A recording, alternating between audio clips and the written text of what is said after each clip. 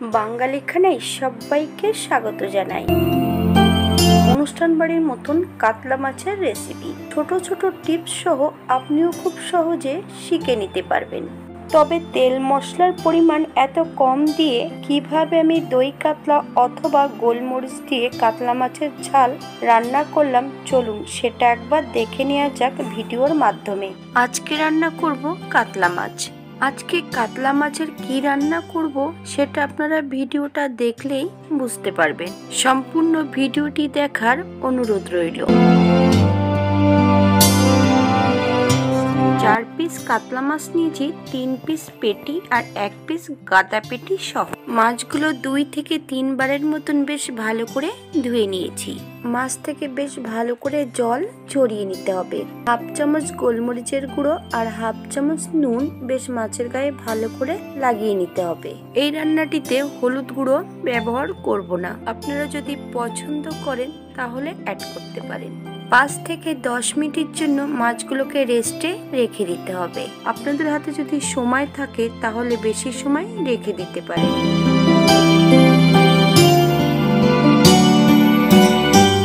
এই পর্যায়ে একটা কড়াইতে বেশ কিছুটা সর্ষের তেল অ্যাড করেছি।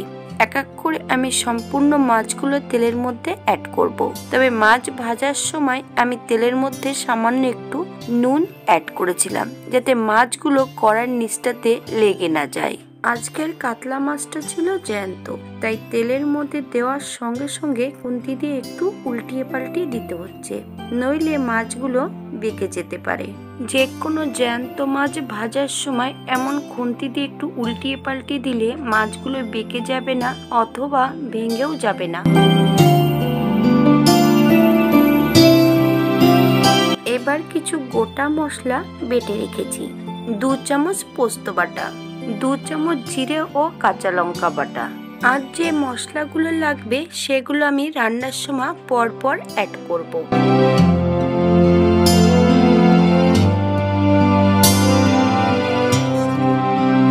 মাছগুলোকে উল্টিয়ে পাল্টিয়ে ভেজে নিতে হবে, তবে আপনারা আপনাদের পছন্দ মতন মাছগুলো ভেজে নেবেন।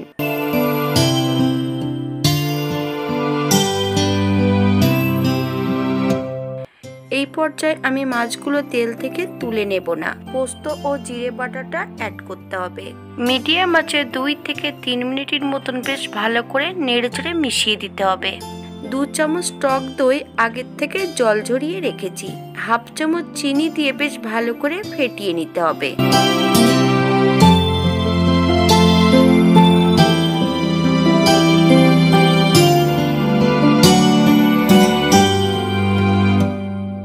ভিডিওটি ভালো লাগলে চ্যানেলটি সাবস্ক্রাইব করবেন, পাশে থাকা বেলটি কিন্তু বাজিয়ে দেবেন, নইলে নিত্য নতুন রান্নার নোটিফিকেশন পাবেন না।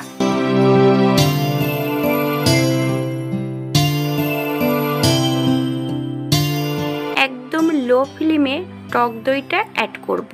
2-3টে কাঁচা লঙ্কা ফালি দিয়ে আমি অ্যাড করেছি, আপনারা যদি পছন্দ করেন তাহলে পরিমাণে বাড়িয়ে দিতে পারেন। একদম লো ফ্লেমে 3 থেকে 4 মিনিটের মতন বেশ ভালো করে নেড়েচেড়ে মশলা সহ মাছ দিয়ে মিশিয়ে দিতে হবে।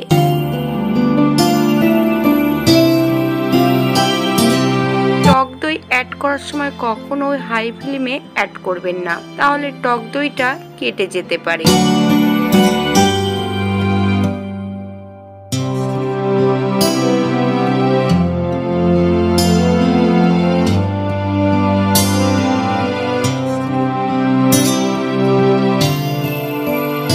এই পর্যায়ে 1 বাটি জল অ্যাড করব। হালকা হাতে মাছ ও জলের সঙ্গে একটু উল্টিয়ে পাল্টিয়ে মিশিয়ে দিতে হবে। আপনাদের যতটা গ্রেভির প্রয়োজন ততটাই আপনারা জল অ্যাড করতে পারেন। 5 থেকে 7 মিনিটের জন্য ঢাকা দিয়ে রেখে দিতে হবে, তাহলে মাছগুলো সেদ্ধ হয়ে যাবে। 7 মিনিট পর হালকা হাতে একটু নেড়ে চেড়ে নিতে হবে। খেয়াল রাখবেন যাতে মাছগুলো ভেঙে না যায়। এই পর্যায়ে অ্যাড করব হাফ চামচ গরম মশলা গুঁড়ো। আপনারা যদি পছন্দ করেন তাহলে পরিমাণে বাড়িয়ে দিতে পারেন। হালকা হাতে নেড়ে চেড়ে মিশিয়ে দিতে হবে। এই পর্যায়ে আমি গ্যাসের ফ্লেমটা অফ করে দেব। 5 মিনিটের জন্য স্ট্যান্ডিং টাইম দেব, তারপর সার্ভ করব। এটা দেখতে যেমন ভারী সুন্দর হয়েছে, এটা গরম ভাতে খেতে অসম্ভব ভালো। আপনারা একবার বাড়িতে একই পদ্ধতিতে বানিয়ে নেবেন। এই রান্নাটির নাম অনেকেই দই কাতলা বলে থাকেন অথবা গোলমরিচ দিয়ে কাতলা মাছের ঝাল। খেতে কিন্তু খুবই সুস্বাদু, তেল মশলার পরিমাণ খুবই কম। আমি এখানে 4 পিস মাছের জন্য 2 চামচ পোস্ত বাটা, 2 চামচ জিরে আর কাঁচা লঙ্কা বাটা অ্যাড করেছি, 2 চামচ টক দই। আপনাদের হয়তো মশলা এর থেকে কম বেশি লাগতে পারে। আজকের ভিডিওটি এই পর্যন্ত। সবাই সুস্থ থাকবেন, ভালো থাকবেন। অন্যদিন নতুন রেসিপি নিয়ে আপনাদের সামনে আবার আমি হাজির হব। যদি সময় থাকে একটু হাতে, লাইক কমেন্ট করবেন, তবে শেয়ার করতে ভুলবেন না। ভিডিওটি দেখার জন্য সকল নতুন পুরনো বন্ধুদের অনেক অনেক ধন্যবাদ।